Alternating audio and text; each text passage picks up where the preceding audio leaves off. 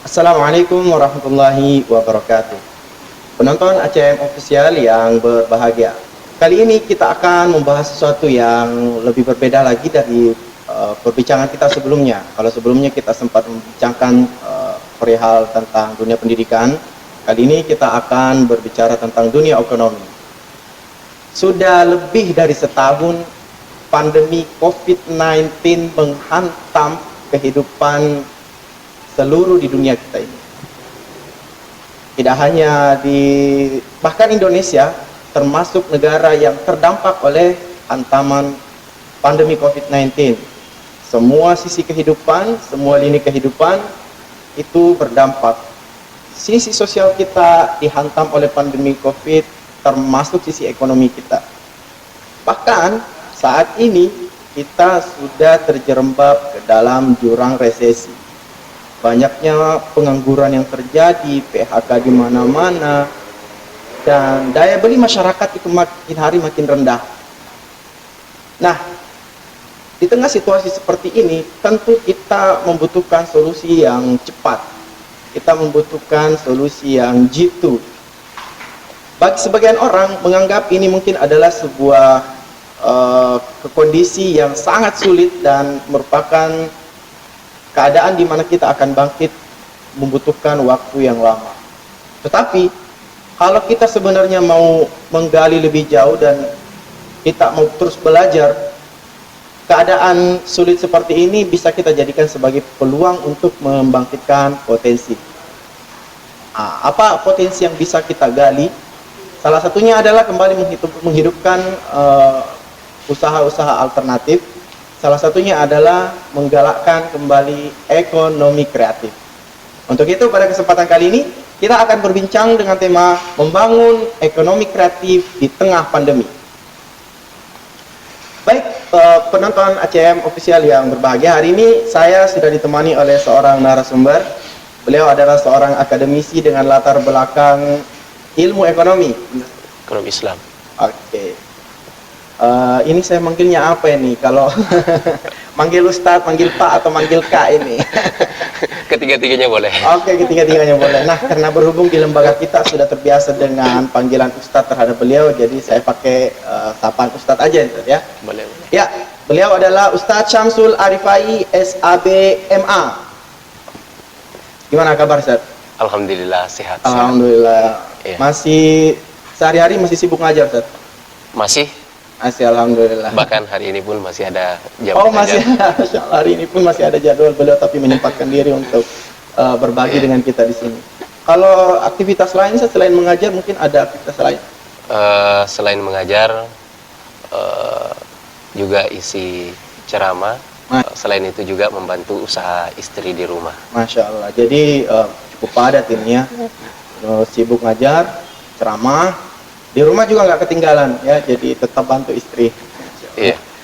Baik, kita akan memperbincangkan tentang salah satu alternatif dalam membangkitkan ekonomi kita, yaitu ekonomi kreatif. Iya. Namun sebelum kita masuk di sana nih ya, sebagaimana Anda sebagai seorang akademisi tentu punya pengamatan, punya analisa dan melihat wabah corona ini menjadi dampak yang memukul keras terhadap perekonomian kita. Ya, daya masyarakat rendah gitu. Bahkan kita udah resesi nih. Betul. Nah, kira-kira apa nih yang bisa Anda sampaikan terhadap kondisi ini? Kondisi perekonomian secara umum nih pasca Covid. Baik. Kalau kita perhatikan data ya, kita harus berbicara data ini. Baik. Data BPS itu menunjukkan bahwa pasca COVID-19 ya, sejak akhir 2019 masuk awal 2020, kalau di Indonesia kan sebetulnya kita terdampaknya itu mulai awal 2020. Awal ya. 2020. Iya. Awal 2020 perekonomian kita itu sudah mulai mengalami penurunan ke angka 2%-an, ya, pertumbuhannya tinggal 2%, yang sebelumnya 5,1%. Kemudian ternyata di kuartal keempat akhir 2020, kondisi perekonomian kita, kalau kita membacanya dari PDB negara kita, ternyata kondisinya itu tidak seperti apa yang kemudian kita bayangkan sebelumnya, bahwa Indonesia bisa melaju, bisa survive dengan adanya pandemi ini. Ternyata di luar dari dugaan. Kenapa? Kalau kita perhatikan datanya, ya ternyata perekonomian negara kita justru terkontraksi. Kalau bahasa ilmiahnya ya terkontraksi. Ya, terkontraksi ke angka 2,07%. 2,07%. Ya. 2,07% minus 2,07%. Bahasa terkontraksi ini sebetulnya kan kalau kita ingin membahasakan dengan bahasa pedagang, ya terjun bebas lah. Terjun bebas. Ya, karena ini sudah di minus. Ya. Sudah signifikan gitu.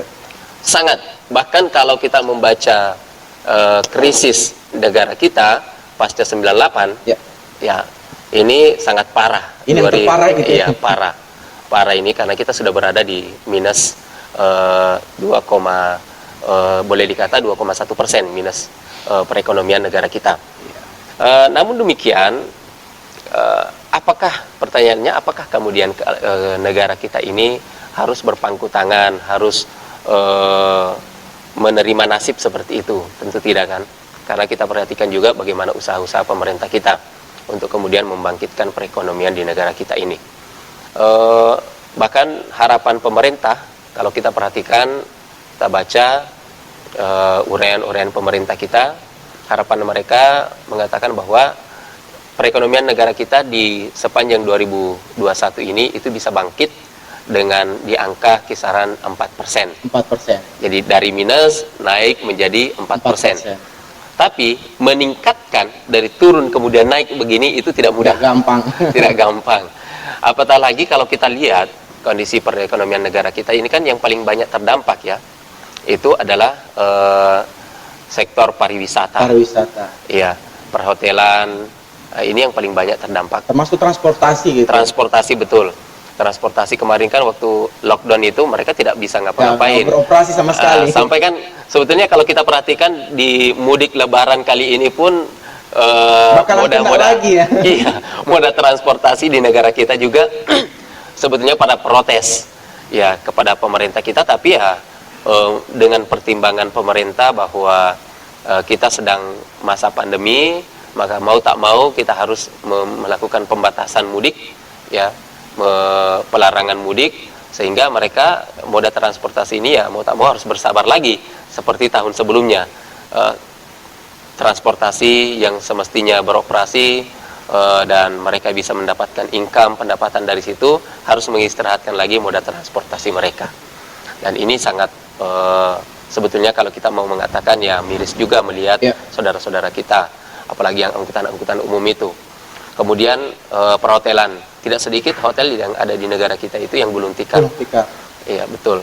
Bahkan kalau kita perhatikan ya banyak juga di antara mereka yang kalaupun dia tidak gulung tikar, dengan sangat terpaksa harus mem-PHK karyawannya. Bahkan kalau data BPS itu menunjukkan bahwa jumlah pengangguran di negara kita itu kisaran antara 9,1 sampai 9,7%. Itu jumlah pengangguran dari 265 juta penduduk Indonesia. Bisa dibayangkan, luar biasa. Nah, kalau jumlah angkatan kerja kita yang kemudian termasuk yang putus pekerjaan kemarin di 2020 masuk 2021 ini, data yang kita baca itu di kisaran 27 sampai 31 juta penduduk Indonesia yang tidak memiliki pekerjaan. Cukup besar juga angkanya, Ustaz, ya? Sangat besar, sebetulnya. Sangat besar. Karena kalau kita perhatikan ya, ini kan 31 juta itu berapa provinsi kira-kira kan? Kalau Indonesia Timur ini harus digabung beberapa provinsi baru bisa setara dengan angka itu. Ya, bahkan kalau kita lihat di negara luar itu boleh jadi itu satu negara bahkan lebih. Satu negara. Ya, tapi apakah angka itu persebarannya merata di seluruh provinsi atau hanya satu provinsi saja yang dampaknya itu luar biasa atau angkanya gede? Ya, jelas merata Merata ya. ke seluruh provinsi, itu dampaknya merata. Luar biasa. Iya. Jadi pemerataan ekonomi saja ini masih jadi PR, Ustaz ya. Pemerataan ekonomi di seluruh provinsi masih jadi PR. Sekarang udah terdampak kayak gini juga. Nah, ini kan udah terdampak banget nih. Kalau misalnya ekonomi kita sudah sampai terjun bebas kayak gitu. Iya. Anda melihat ini dampaknya ke sektor lain, misalnya ke sektor sosial kita misalnya. Karena kalau COVID sendiri kan di dampak sosialnya itu kita harus berjaga jarak. Iya. Yang mudik yang tadinya boleh-boleh aja sekarang harus dilarang. Itu Betul, kan betul. menguji kesabaran juga. Betul. Secara ekonomi, dampak sosialnya apa sih kalau antum melihatnya seperti apa? Baik, jadi banyak sebetulnya dampak sosialnya ya, kalau kita melihat sosial ekonominya ya. Ya. Bahkan kalau kita perhatikan angka-angka kriminal itu kan di 2020 kemarin itu juga meningkat. Iya. Karena mau tak mau mereka harus cari hidup. makan. Ya, cari makan, ya kan? Harus hidup. Nah, kemudian kalau mereka tidak menemukan makan ya harus melakukan hal-hal yang kemudian terlarang. Nah, itu yang kita lihat. Kemudian tapi ada juga sisi positifnya sebetulnya. Sisi positifnya di mana? Karena kita tahu bahwa memang negara kita, Indonesia ini kan sebetulnya merupakan humanis ya, negara humanis, dalam artian bahwa kita ini berdarah Indonesia yang kemudian memiliki jiwa gotong royong yang semangat tinggi. gotong royongnya tinggi ini. Betul, semangat gotong royong kita inilah yang sebetulnya yang bisa menyelamatkan ekonomi negara kita kemarin. Ya. Karena kita lihat misalnya di beberapa daerah, bahkan di beberapa wilayah itu masyarakat ketika kemarin masa-masa lockdown, mereka yang kemudian berbondong-bondong untuk kemudian saling membantu. Iya, betul. Ya kan? Orang yang kemudian saudaranya atau tetangganya yang terdampak itu mereka yang berbondong-bondong untuk kemudian membantu, saling membantu satu sama lain. Dan kalau kita berbicara agama kita sebagai umat Islam, memang sebetulnya solusinya itu jelas di dalam Islam ya. Karena kita kan memang diperintahkan, ada perintah siswa, zakat, infak, sedekah dan wakaf. Ya. Dan ini sangat sejalan dengan perintah itu. Bahkan salah satu tingkatan yang tertinggi dalam persaudaraan Islam itu kan adalah at-ta'awun at-takafuli. Betul. Ya kan? Saling menanggung, tolong menolong, saling menanggung beban. Ya. Nah, disinilah semestinya kita mempraktekannya. Momennya ya. Momen ini. Kesempatannya untuk mengamalkan peran tersebut. Betul. Baik, ini kita tadi berbicara perekonomian kita secara umum. Lalu pemerintah sejauh ini sudah mengusahakan sejauh mana nih untuk kira-kira paling tidak untuk mencegah, meredam agar supaya ekonomi ini tidak terlalu jauh terjunnya gitu. Baik. Jadi perlu kita pahami dulu bahwa perekonomian Indonesia itu ditopang 99%. 99%. Iya. 99% itu dari sektor UMKM. Ya. Jadi sektor UMKM ini sebetulnya memiliki peran yang sangat vital dalam perekonomian negara kita. Gitu. Ya, karena sekitar 94% tenaga kerja Indonesia itu ada di sektor UMKM. Makanya memang fokus pemerintah ketika ingin membenahi perekonomian negara kita ya harus memihak kepada UMKM ini. Nah, usaha-usaha pemerintah itu kalau kita perhatikan dari sektor moneter, pemerintah sudah mencoba untuk kemudian memberikan stimulus di bidang misalnya bantuan modal usaha. Ya, sifatnya bantuan lunak dan lain sebagainya. Bahkan jumlah bantuan itu untuk bantuan usaha itu sudah ditingkatkan jumlahnya untuk kemudian membantu sektor UMKM ini. Hanya persoalannya juga di negara kita karena UMKM kita itu banyak diantaranya yang kemudian tidak bersyarat untuk kemudian secara administratif untuk menerima itu. Apatah lagi kalau misalnya kita di kampung-kampung di daerah mereka yang memiliki terutama usaha-usaha mikro, nano malah ya itu mereka juga pengen dapat stimulus usaha mereka dalam bentuk bantuan modal usaha, tapi mereka Secara sangat administratif gitu. Iya, mereka terbatas karena mereka, contoh kecil misalnya, kalau dalam syarat administratif yang harus dipenuhi itu kan, kalau di dunia perbankan ya harus ada laporan keuangan 2 tahun terakhir, ya kan?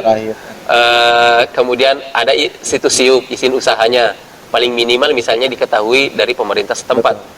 Nah, kalau usaha-usaha mikro kecil, nano yang ada di wilayah-wilayah kita, termasuk sebetulnya di Makassar, di daerah kita di Makassar ini kan banyak yang seperti itu mereka belum dapat izin sama sekali, ya belum dapat syarat-syarat administratif seperti itu.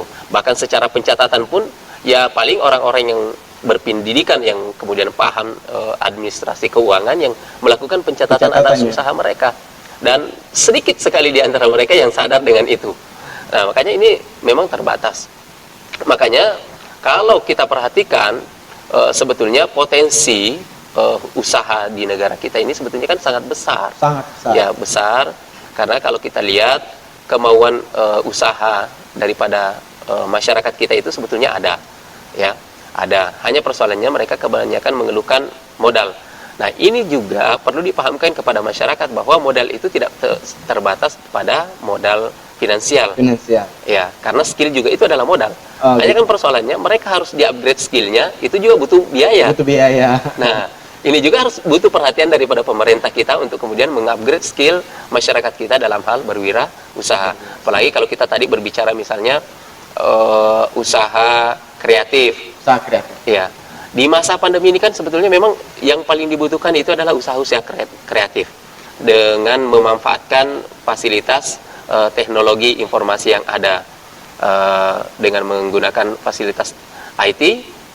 Kalau masyarakat kita melek IT dengan usaha-usaha kreatifnya, saya yakin mereka bisa survive. Peluang itu terbuka sebenarnya. Iya, peluang besar, sangat besar sekali. Hanya jadi PR juga bagi kita adalah usaha-usaha yang ada di daerah, misalnya yang dikelola oleh orang tua yang sudah berumur, yang belum tahu bagaimana menggunakan HP Android, ya kan? Mereka sangat terbatas. Iya. Ini juga menjadi PR tentunya bagi pemerintah kita dan bagi kita semua. Karena kalau berbicara PR ya tentu kita tidak bisa menyerahkan mentah-mentah kepada pemerintah saja. Ini harus menjadi tanggung jawab kita bersama untuk kemudian menggarap itu. Ya, baik, dan itu ya yang menjadi potret ya, potret dari keadaan UMKM kita saat ini ya, akhirnya banyak yang gulung tikar. Betul. Ini termasuk mungkin ini pelaku usaha warteg nih, Pak. Iya. Yang warteg yang kemarin di 2019 sempat istilahnya berjaya, di 2020 itu tidak sedikit di antara mereka yang kemudian dirundun duka istilahnya ya. Yeah. Mereka berduka kenapa? Ketika mereka tidak mampu berkreasi, melakukan usaha kreatif, ya kreatif untuk kemudian mengembangkan usahanya, seperti tadi misalnya memanfaatkan fasilitas IT. Ya, maka mereka tidak bisa ngapa-ngapain. Dengan adanya lockdown, bagaimana caranya dia bisa ini? Orang tidak mungkin datang ke warungnya untuk belanja kan? Iya, betul. Nah, makanya kemarin kita perhatikan usaha-usaha yang tidak bisa move on dari gaya lama, gaya konvensional itu, mereka umumnya gulung tikar. Ya, jadi harus melek juga ya, harus melek dengan perkembangan yang ada gitu ya, termasuk dengan pemahaman kita terhadap dunia digital, karena semua sudah terintegrasi sekarang. Nah, itu secara umum ya. Kalau secara khusus nih kita berbicara tentang perekonomian umat Islam. Baik. Apa nih kira-kira potret atau kondisi yang bisa kita gambarkan? Baik, jadi kalau kita berbicara perekonomian umat Islam, sedikit saya ingin menyinggung sejarah ini ya. Ya, bicara sejarah. Sebetulnya ada potret perekonomian yang bisa kita tiru di masa dahulu. Ya. Baik itu di masa Rasulullah, kemudian Khulafaur Rasyidin, ya. Sampai kemudian masa-masa dinasti Umayyah. Ya, kalau di masa Rasulullah kan meskipun memang tidak banyak yang bisa kita tiru, tapi gaya berdagang Rasulullah itu yang kita bisa semangatnya ambil. Ya, dimana Rasulullah SAW, kalau kita perhatikan backgroundnya, perjalanan hidupnya itu adalah yatim piatu, Yatim piatu. ya kan? Tapi di puncak karirnya di usia 25 tahun itu beliau sudah menjadi miliarder. Udah mandiri gitu ya. Sudah mandiri, bahkan miliarder lagi. Kita Masya bisa Allah. membahasakan bahwa miliarder. Masya Bisa Allah. dibayangkan seorang pemuda umur 25 tahun bisa melamar seorang janda, ya, seorang janda dengan Maharnya nggak kecil ini. mahar yang tidak kecil, dan kalau kita istilahnya uang panainya, Ya, uang panainya ini. ya 100 ekor onta itu dengan harga onta kira-kira sekarang 20-an ya. 20. Berarti sekitar 2 miliaran. Ya, Masya Allah. Itu Iya. angka Pemuda sekarang. siapa sekarang yang bisa memberi ya. Di zaman Rasulullah angka segitu itu udah Iya, iya. udah bisa beliau. Ini kalau di zaman sekarang pemuda-pemuda kita umur 25 tahun, 30 tahun masih nenteng ijazah. Ya, betul. Ya kan, cari kerja kan? Pas nyari kerja. Cari kerja kemana-mana. Nah, semangat ini yang harus kita tiru dari Rasulullah. Bagaimana semangat entrepreneurnya? Ya, karena kita tahu bahwa salah satu kekuatan yang harus dibangun ketika kita ingin survive, ya, kita ingin membangun negara yang berbasis Islami itu adalah kekuatan ekonomi. Kekuatan ekonomi. Ya, kekuatan ekonomi itu harus kita miliki. Makanya kita sebagai umat Islam ini semestinya harusnya kaya. Sebagaimana Rasulullah kan mengajarkan kepada kita lebih baik, lebih mulia tangan di atas daripada tangan di bawah. Hanya ada juga kaidah yang mengajarkan kepada kita Ya. bahwa berbagilah, bersedekahlah di masa engkau sulit, Ya. pada saat engkau miskin. Ya, jadi kalau mau kaya, bersedekah. Bersedekah. Padahal ini sebenarnya dalam keadaan sulit justru diperintahkan gitu ya. Disuruh di situ, disitulah letaknya kita dilatih. Karena kenapa? Kalau dia masa-masa sulitnya saja dia bersedekah, ya, apa yang dia miliki terbatas, tapi dari keterbatasan itu dia mampu bagi, maka kira-kira bagaimana di masa lapangnya? Oh iya, Ya kan? jadi seperti itu Kalau menafsirkannya. orang berbagi di masa ketika dia punya, itu kan hal yang biasa kan? Betul, betul. Sama misalnya kalau kita ambil perumpamaannya, orang punya uang 100.000 di kantongnya, dengan punya 20.000 di kantongnya, yang 20.000 dia bagi 10.000, Ya. ya kan? Dia bagi 10.000, kemudian yang uang yang 100.000, ya, 100.000 dia bagi 20.000, lebih banyak yang 100.000 ya dia bagi kan? Iya, betul. Tapi yang tadi ini yang 20.000 dia bagi 10.000, jauh lebih tinggi derajatnya yang 20.000 tadi Betul, membagi, betul. karena separuh yang dia bagi. Iya, betul sekali. Yang satunya tadi hanya membagi 20%. 20%. Kira-kira perumpamannya seperti itu. Ya, jadi luar biasa ya ajaran Iya. Islam ini, karena secara logika matematika kan kalau udah kurang terus dibagikan itu Iya. logika matematikanya kan. Ya, Tapi tapi ada yang saya ingin cerita sebetulnya Ya. di sini. Dari perjalanan tadi, misalnya pelajaran dari Rasulullah, kemudian turun kepada sahabat. Ya, sahabat kita, kalau kita ingin melihat sahabat-sahabat Rasulullah yang kaya itu kan ada Abu Bakar, Abu Bakar, Umar, Utsman. Kemudian yang paling kaya, ya, selain Utsman kan di antara mereka ini yang Khulafaur Rasyidin ini yang paling kaya itu kan yang terkenal sampai sekarang ini kekayaannya adalah Utsman bin Affan.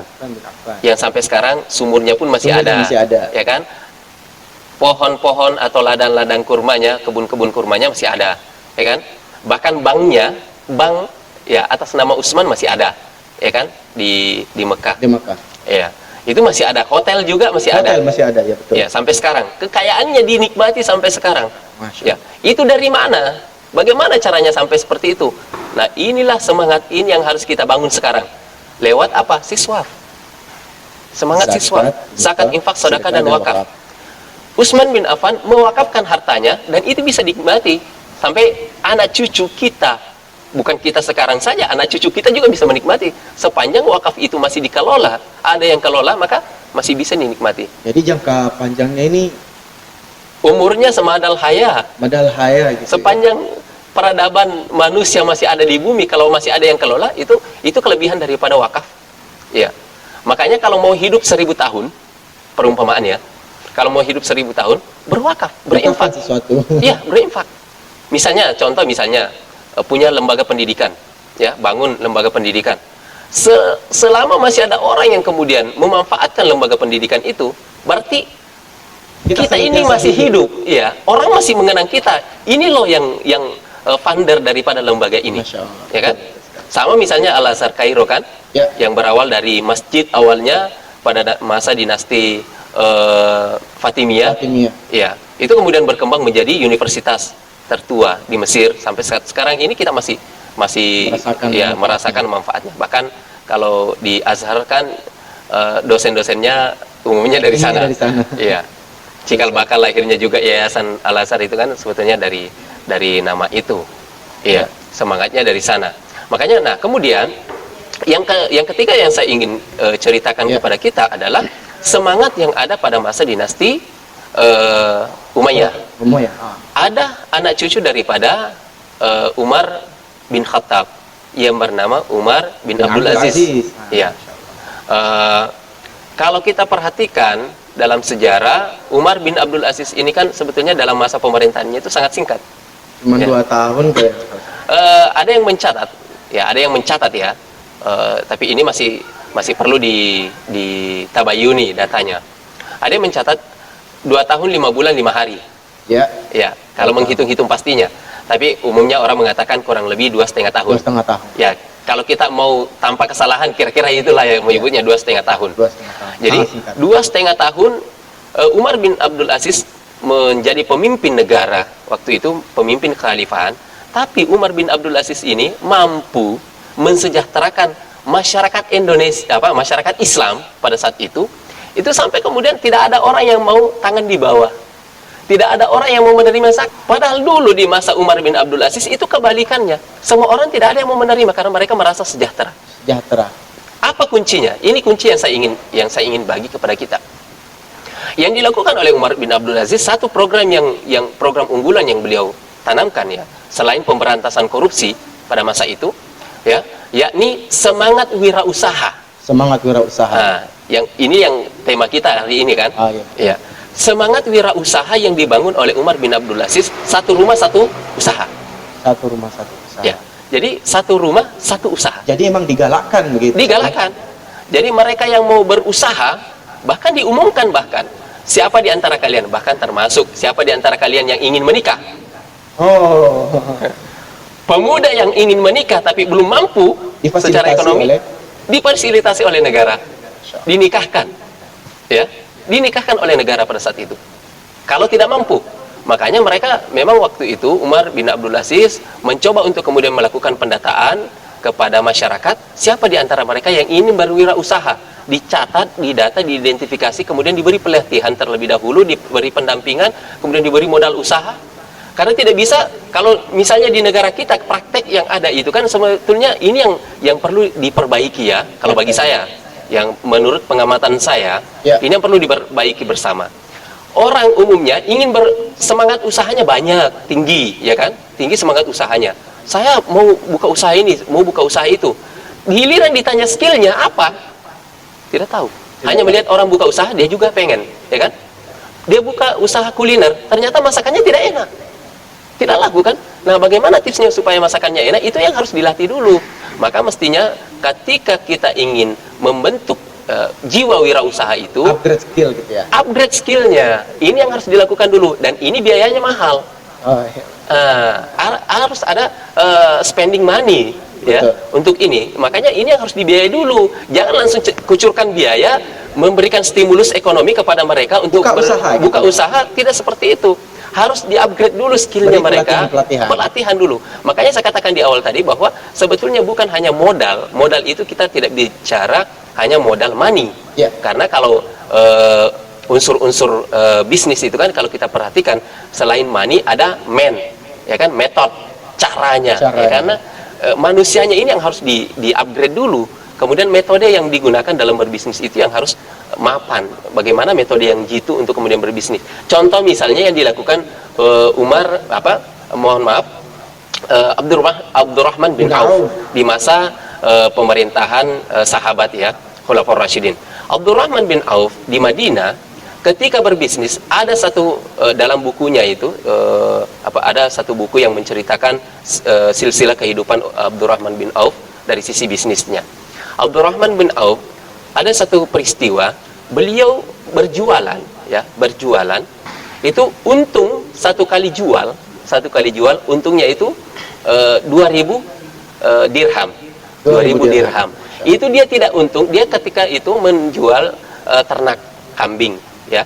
dia menjual kambing, untungnya 2.000 dirham. Dia untung 2.000 dirham bukan dari kambingnya, tapi dari mana? Dari satu tali. Utas tali itu ya. Satu utas tali itu yang dia untung. Setiap tali dia untung 1 dirham. Karena dia menjual, akhirnya dia menjual sebanyak 2.000 ekor kambing. Orang yang lain paling tinggi keuntungannya 200 dirham. Karena mereka ingin cepat kaya begitu kan. Abdurrahman bin Auf tidak seperti itu konsep bisnisnya. Abdurrahman bin Auf itu punya ilmunya berbisnis. Dia punya ilmunya berbisnis. Nah ini yang harus kita tahu ini. Kita orang Indonesia itu pengennya cepat kaya, maunya instan, ya kan begitu. Ini yang masalah. Akhirnya dapat modal usaha, pengen cepat sekali kaya. Dia jual mahal, akhirnya tidak laku. Tidak laku. Karena tidak laku, akhirnya dia yang pakai. Ya kan? Ya, dia yang betul. pakai, habis modal, ngutang pula. Minus lagi. Minus. Nah, ini kendala kita ya. Makanya memang kalau kita mau berbicara bagaimana kemudian umat Islam ini kondisi kita ya di Indonesia, umat Islam ini mau bangkit, maka yang pertama yang harus kita benahi itu adalah mindset wirausahanya. Mindset wirausaha kita.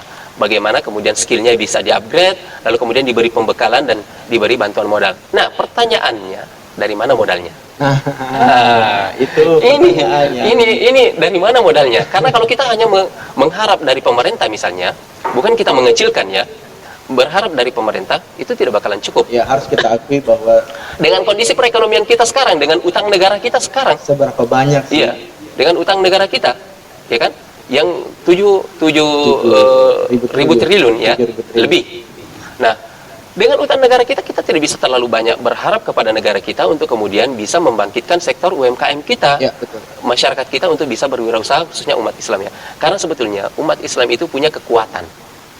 Ada kekuatan umat Islam ini yang harusnya diberdayakan, dibangkitkan itu. Semangat dan kekuatan itu. Dari mana kekuatannya? Tadi yang saya sebutkan di awal, kekuatan kita itu ada di siswaf. Zakat, infak, sedekah, dan wakaf. Kalau itu dioptimalkan, data siswaf negara kita, zakat ya, zakat dan wakaf, bukan wakaf, di luar wakaf. Zakat negara kita itu potensinya menurut data Basnas, ya. Ini data Basnas 2019 kemarin itu menunjukkan bahwa ada sekitar 285 triliun. 285 triliun. Iya, potensi zakat kita itu di luar infak sedekah, ya kan? Padahal potensi infak sedekah itu sebetulnya lebih besar lagi kalau kita mau kalkulasi, karena banyak orang yang kemudian zakatnya cuma wajib zakatnya misalnya, kalau zakat di negara kita versi Kemenak itu kan 5 juta rupiah. 5 juta rupiah itu sudah wajib zakat 2,5%, ya kan? Sampai nisabnya ya. Iya, nisab zakatnya seperti itu kalau zakat profesi. 2,5% dari 5 juta itu kan taruhlah 150.000 ya. 150.000. Berarti bahkan banyak orang yang kemudian berinfak bersedekah yang mungkin capai 500.000 kan? Betul. Berarti kalau kita mau mengkalkulasi antara zakat dan wakaf itu jauh lebih besar lagi. Boleh jadi akan mencapai 1.000 triliun. Masya Allah. Potensinya ya, potensi. Di luar lagi dari wakaf. Wakaf negara kita potensinya itu 180 triliun. Ya. Itu potensi ya, menurut data BWI. Nah, ini merupakan kekuatan kita sebetulnya. Tapi pertanyaan kemudian adalah, kekuatan ini bagaimana melembagakan? Karena kalau kita mau mengelola usaha, memfasilitasi banyak orang, ya, mengakomodir banyak orang, itu tidak bisa dilakukan oleh individu-individu. Betul. Itu harus melembaga. Harus dilembagakan. Iya. Nah, kalau kita menunggu misalnya lembaga-lembaga formal untuk kemudian melakukan itu semua, maka itu perjalanannya akan lama. Lambat. Sedangkan recovery ekonomi negara kita ini semestinya kan cepat. Harus cepat. Iya. Terutama kalau kita ingin mengejar target pemerintah bangkit menjadi 4%. Ya. Apalagi kalau misalnya target pemerintah kita 2045 negara Indonesia ini masuk ke dalam ring 5 besar perekonomian dunia. 5 besar dunia. Bahkan ada yang memprediksi bahwa Indonesia punya potensi 4 besar dunia, ya kan? Ya. Itu ya harus dilakukan percepatan itu, dan sumber daya kita ini juga harus di-upgrade. Bagaimana kemudian pemahaman dan pengetahuan, kemudian skill sumber daya kita. Nah, kita melembagakannya itu sebetulnya, kalau mau menyederhanakan pelembagaan, kita punya lembaga yang bisa kita gunakan wadahnya, ya. Wadah yang ada di tengah-tengah masyarakat. Itu ada. Sampai ke pelosok-pelosok negeri ini. Apa itu? Masjid. Berdayakan masjid. Berdayakan masjid. Kita punya potensi untuk kemudian kita bisa berdayakan, yakni masjid. DMI, ya, Dewan Masjid Indonesia, dalam hal ini mantan wakil presiden kita Yusuf Kalla itu pernah menyatakan bahwa jumlah masjid yang ada di negara kita, ya, di seluruh Indonesia itu ada kurang lebih 800.000 masjid.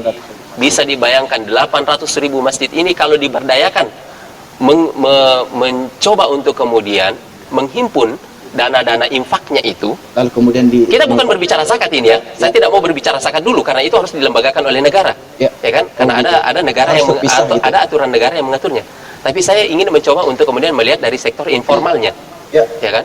Berbicara dari sektor aturan informalnya. Masjid kita yang saya ingin garap ini adalah infak sedekahnya. Infak sedekah. Masjid itu kan umumnya diumumkan begini. Sumbangan yang masuk Jumat ini adalah 100 juta rupiah, misalnya 150 juta, 40 juta, 50 juta, dan seterusnya. Bahkan ratusan juta banyak masjid-masjid di negara kita ini, ya. Nah, dana sekian banyak itu semestinya itu diberdayakan kepada masyarakat yang ada di sekitar. Cobalah masjid-masjid itu bergerak, ubah mindset pengurus masjidnya, ya. Mindset pengurus masjidnya yang harus diubah, mindset pemberdayaan. Hanya persoalannya memang adalah ada mindset yang menyebar di tengah-tengah masyarakat kita itu bahwa kalau dana ini dikosongkan, terus bagaimana kita membiayai masjid? Ya, operasional masjid ini kan besar juga, kan? Ya, ada biaya imam, biaya listrik dan seterusnya, biaya kebersihan, ya kan? Sebetulnya begini, konsepnya begini sederhananya. Ya. Dana yang dikelola oleh masjid, infak sedekah ini kan dari umat. Kalau kita kembalikan kepada mereka, data dulu tapi yang di sekeliling masjid itu minimal. Siapa-siapa di antara mereka yang punya usaha, daripada mereka minjam uang permodalan dari rentenir, dicekik leher mereka, harus bayar mengembalikan setiap bulan dengan bunga, lebih sengsara lagi. Mending pakai infak ini, gunakan dana bergulir. Maksudnya bagaimana? Misalnya ada satu usaha mikro atau nano, kita biayai 5 juta, kasih 5 juta. Dari 100 juta kas masjid, kasih dia 5 juta. Atau beberapa misalnya, kasih 5 juta per unit usaha, tergantung usahanya, ya. Besarannya juga tergantung disesuaikan dengan usahanya. Itu dikasih. Kemudian diberi pendampingan mereka, pelatihan, diberi lagi pelatihan. Kemudian nanti per bulannya mereka cicil. 3 bulan kemudian baru dikembalikan. Dicicil itu selama 1 tahun. Nah, yakin dan percaya, tahun depan dia tidak lagi meminta. Tapi dia yang akan memberikan infak sedekah ke masjid. Masya Allah. Cukup berinfak ke masjid, infaknya mereka lagi itu kita putar. Dan yakin dan percaya kalau uang masjid itu, dana infak sedekah yang ada di masjid itu kita berdayakan, orang-orang biar tidak diminta akan datang. Ini loh uang secara sukarela dan sadar. Secara sukarela. Karena mereka juga butuh. Umat Islam ini kan butuh wahana, tempat untuk kemudian mengabdikan dirinya, untuk kemudian menyalurkan infak sedekahnya, karena mereka juga butuh amal, kan? Ya, betul. Makanya mereka harus datang ke masjid.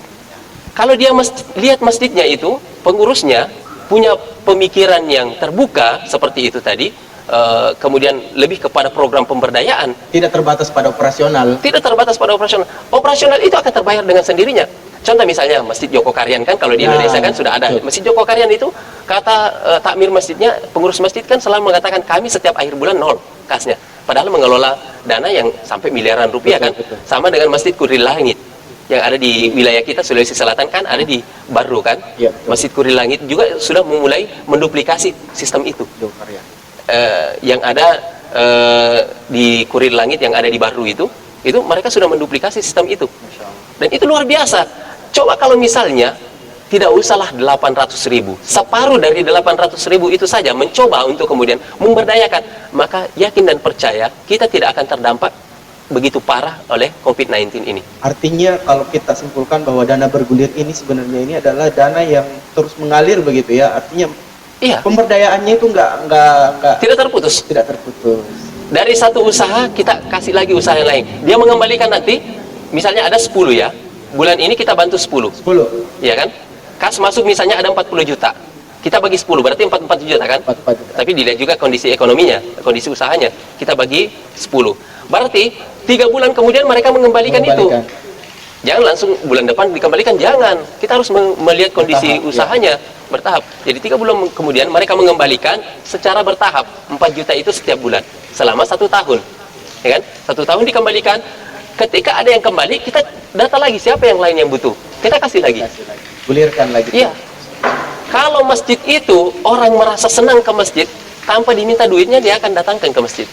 Dan ini juga akan menjadi apa ya? Menjadi semangat orang ya untuk menghidupkan masjid lebih hidup lagi gitu. Betul. Ya, memakmurkan masjid. Karena memang kan kalau kita perhatikan, fungsi masjid itu bukan hanya sebatas fungsi Salat jamaah. iya, fungsi spiritual saja, Betul. ya. Ada fungsi sosial, ya kan? Ada fungsi pendidikan, ada fungsi ekonomi. Fungsi-fungsi ini semestinya dikembalikan sebagaimana di masa Rasulullah dan para sahabat. Masjid ini sebetulnya masjid ini salah satu epicentrum bagi kita dalam melakukan perubahan. Epicentrum perubahan itu ada di masjid semestinya. Bahkan di zaman Rasulullah ini dijadikan markas untuk untuk unsur mengatur politik, strategi politik dan lain sebagainya. Ya, peperangan itu diatur di masjid. Ya. Mengatur pemerintahan juga itu berangkat dari masjid. Hanya kan persoalannya fungsi masjid ini dikerdilkan, ya, dikerdilkan oleh masyarakat, ya, masyarakat Muslim yang ada di zaman sekarang ini. Makanya ini harus kita kembalikan. Semangat ini yang harus kita kembalikan, sehingga usaha-usaha kreatif itu bisa muncul dari masyarakat-masyarakat yang ada di pinggiran, yang ada di pedesaan-pedesaan yang tidak bisa dijangkau oleh pemerintah misalnya, sulit dijangkau. Nah, mereka itu kan di setiap pedesaan itu yang ada di pelosok-pelosok itu kan pasti ada masjid. Kalau semua mindset berpikirnya seperti itu, dari kita untuk kita, ya kan, pasti Indonesia ini tidak akan ada yang miskin. Kita yakin 5 tahun yang akan datang dengan program seperti itu, kita yakin Indonesia akan sejahtera. Jadi zakat, infak, sedekah dan wakaf ini juga pada akhirnya menjadi perhatian pemerintah juga kan sekarang. Betul. Nah, ini kan apalagi presiden kita kan sudah menggaungkan, ya kan, cinta zakat, gerakan cinta zakat, ya kan. Membentuk badan wakaf. Dan itu bulan kemarin kan awal ini pemerintah sudah menggaungkan itu gerakan cinta zakat. Meskipun saya bahasakan, ini menurut pribadi saya, ini terlambat. Oh, terlambat. Harusnya dari dulu gitu. Semestinya dari dulu, karena Indonesia ini adalah mayoritas Muslim. Semestinya dari dulu semangat itu dibangun. Kenapa baru sekarang? Kenapa baru sekarang? Tapi kalau kita berbicara perubahan, ya berbicara optimisme, tidak ada kata terlambat. Mari kita dukung sama-sama gerakan pemerintah untuk cinta zakat. Ya ayo kita sama-sama gaungkan itu. Bagaimana kemudian zakat itu digulirkan di tengah-tengah masyarakat. Semangat berzakat itu, semangat berinfak bersedekah itu kita galakkan di tengah masyarakat dari kita untuk kita. Ya kan? Untuk membangun negeri ini. Makanya kalau untuk mencapai cita-cita bangsa kita untuk masuk ke dalam menjadi ekonomi kuat di dunia 4 besar atau 5 besar itu sebetulnya bisa, insya Allah. Kalau sudah cukup ya, sudah cukup. Lebih dari cukup. Cukup dengan kekuatan kita itu bisa sebetulnya. Tinggal mindset kita ini mau berubah apa tidak? Ya, apalagi Indonesia ini kan mentalnya adalah semangat gotong royongnya ini kan tinggi. Betul. Kita punya sejarah panjang yang seperti itu. Semangat juang kita itu kan semangat gotong royongan juga kan. Kemerdekaan kita rebut juga kan. Itu dari semangat gotong royong.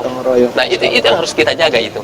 Ya, mudah-mudahan meskipun sebetulnya semua itu sudah tereduksi kalau kita perhatikan semangat itu dengan zaman gadget yang ada sekarang kan, dengan teknologi, pengaruh kapitalisme. Iya, pengaruh kapitalisme, dan memang orang lebih enjoy sendiri dengan ini.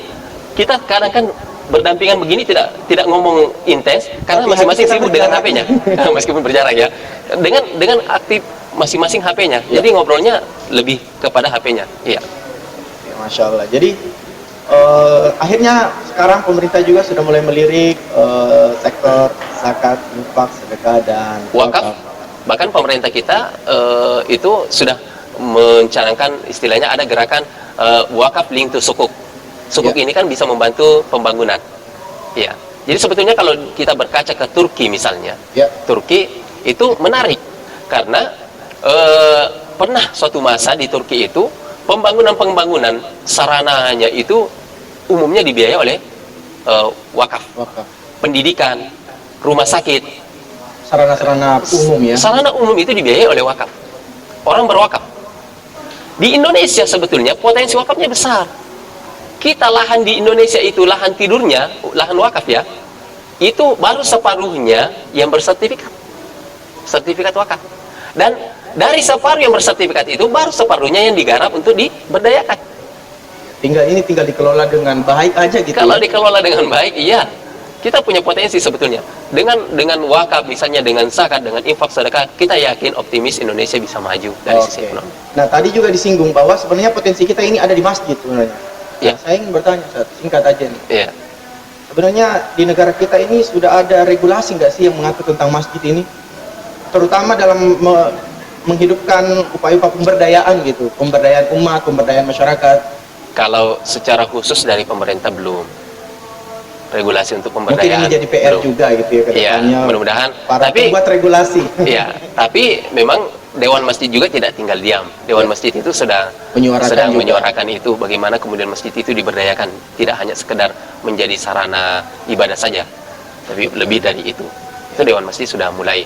Kemudian gerakan-gerakan sosial kepemudaan juga sudah mulai menyuarakan itu. Mudah-mudahan saja ke depan melalui Kementerian Agama negara kita itu bisa membuat regulasi, menaungi bagaimana caranya memotivasi masjid-masjid ini supaya tidak sekedar ritual keagamaan saja yang dilakukan di dalamnya, tapi ada aktivitas-aktivitas pemberdayaan, aktivitas-aktivitas sosial, aktivitas pendidikan di dalamnya. Ya, semoga setelah semua ini kita semakin tercerahkan gitu, Ustaz ya. Semakin tercerahkan semua pihak, terutama ya. Betul. Pemerintah, masyarakat umum, ormas tentunya juga ya. Ormas juga harus mengedukasi. Betul.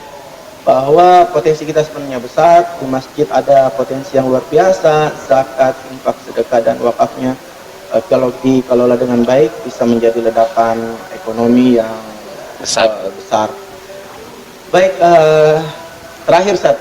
Iya. Mengenai ekonomi kreatif. Iya. Apa yang bisa Anda sampaikan mengenai ekonomi kreatif di masa pandemi secara singkat? Baik. Jadi terkait dengan ekonomi kreatif, sebetulnya kan banyak usaha-usaha rumahan yang bisa digarap oleh masyarakat kita sekarang ini. Contoh misalnya di bulan suci Ramadan ini kan tiba-tiba bermunculan kan berbagai macam jenis cendol, lapak-lapak. Ini kan usaha-usaha kreatif itu bermunculan. Hanya persoalannya semangat usaha kreatif ini hanya biasanya masyarakat itu adanya di bulan Ramadan. Mestinya ini dikembangkan. Pasca Ramadan itu tetap dikembangkan. Nah, tapi saya ingin menekankan tidak sebatas itu, karena kita punya plafon digital. Mestinya itu dimanfaatkan. Dilebarkan lagi ke dunia. Bukan hanya sekedar lewat WA group, tapi bagaimana kemudian menggunakan plafon-plafon digital. Misalnya e-commerce ya. Fasilitas-fasilitas e-commerce itu bisa kita gunakan juga. Pasar online. Saya tidak mau menyebut merek ya, nanti kesannya mempromosikan ya kan. Tapi itu bisa dimanfaatkan kan, dan itu sifatnya terbuka untuk kemudian bisa dimanfaatkan oleh sektor-sektor usaha. Termasuk misalnya kuliner, mau apa saja, termasuk dan semua bisa mengakses gitu. Usaha pengrajin misalnya dari rumah ya, itu bisa dimanfaatkan itu. Nah, makanya kalau saya sih ingin berpesan bahwa masyarakat ini memang pesan saya harus diedukasi untuk penggunaan digital, supaya karena kita punya masyarakat itu sebetulnya punya kreativitas yang tinggi, tapi tidak terwadahi dengan baik. Nah, ini harus diedukasi ya, karena mereka punya semangat ekonomi kreatif tapi tidak diwadahi dengan baik. Nah, mudah-mudahan dengan kan sekarang kan sudah ada Kementerian Ekonomi Kreatif ya, Pariwisata dan Ekonomi Kreatif, mudah-mudahan itu bisa diwadahi dari situ, berangkat dari situ, kemudian bisa mengcover masyarakat kita yang punya usaha-usaha kreatif ini dari rumah, karena ini sebetulnya bisa mendongkrak juga perekonomian masyarakat kita di masa pandemi ini, karena mereka startnya dari rumah, bergerak dari rumah, kemudian dipasarkan secara online melalui fitur-fitur digital yang ada, itu kemudian usaha mereka bisa meningkat, berkembang, dan bisa mensejahterakan dirinya, dan bahkan bisa melibatkan orang lain untuk dipekerjakan. Saya perhatikan ya, saya sering mengamati ya, misalnya contohlah misalnya di salah satu sosial media, akun sosial media itu ya yang menggunakan marketplace dan lain sebagainya di sosial media, taruh contoh misalnya di Facebook ya, orang ada beberapa usaha itu dari rumah. Saya perhatikan ya, mereka live, tapi tahu tidak akun adminnya berapa? Admin yang mengelola usahanya itu sampai 7. Jadi menyerap tenaga kerja juga. Menyerap tenaga kerja. Belum lagi yang packing, belum lagi memberdayakan yang mengantar kurirnya gitu ya. Yang mengantar kemasannya itu kan pasti ada lagi yang mengantar pesanan orang. Nah, ini akan membuka lapangan kerja. Makanya wajar kalau memang data tadi yang menunjukkan bahwa 99% usaha di negara kita itu adalah UMKM, dan 94% itu tenaga kerja di Indonesia itu diserap oleh UMKM. Iya, baik. Nah, Insya Allah luar biasa ya, semakin menarik diskusi kita hari ini. Dan itulah tadi yang sebagaimana kami sampaikan tadi di pembukaan, bahwa sebenarnya kondisi ini bisa kita jadikan peluang, bisa kita jadikan potensi. Betul. Dan pandemi COVID-19 ini terjadi di era digital. Iya. Sebenarnya ini era digital inilah yang sudah menjadi solusi sebenarnya ya. Betul. Secara tidak langsung, bahwa ini tantangan sekaligus solusi. Tantangan sekaligus solusi. Jadi pandeminya terjadi di era digital, digitalnya ini udah menjadi solusi. Jadi tinggal kita bisa memanfaatkannya dengan baik. Bahkan tidak terbatas oleh ruang dan waktu, karena 24 jam bisa beroperasi. Betul. Dan lain sebagainya. Nah, kemudian kita simpulkan aja Ustaz ya. Baik. Kita sudah dibatasi oleh waktu. Jadi potensi yang bisa kita kembangkan ini sangat luar biasa. Pertama, kita harus menggalakkan kegiatan digital. Kemudian yang kedua, kita harus kembali menyadarkan diri kita tentang pentingnya untuk menghidupkan kembali semangat gotong royong yang dalam Islam sudah dirincikan dalam bentuk zakat, infak, sedekah, dan wakaf. Kemudian kembali ke masjid. Betul. Kembali ke masjid. Insya Allah itu sudah akan menjadi cukup bagi kita untuk menghidupkan ekonomi kita. Bahkan kita bisa menjadi kekuatan ekonomi dunia. Bukan begitu, Ustaz? Betul. Insya Allah. Kita optimis itu. Oke, insya Allah. Mudah-mudahan kita semua tercerahkan dan kita kembali kepada apa yang pendahulu kita telah buktikan.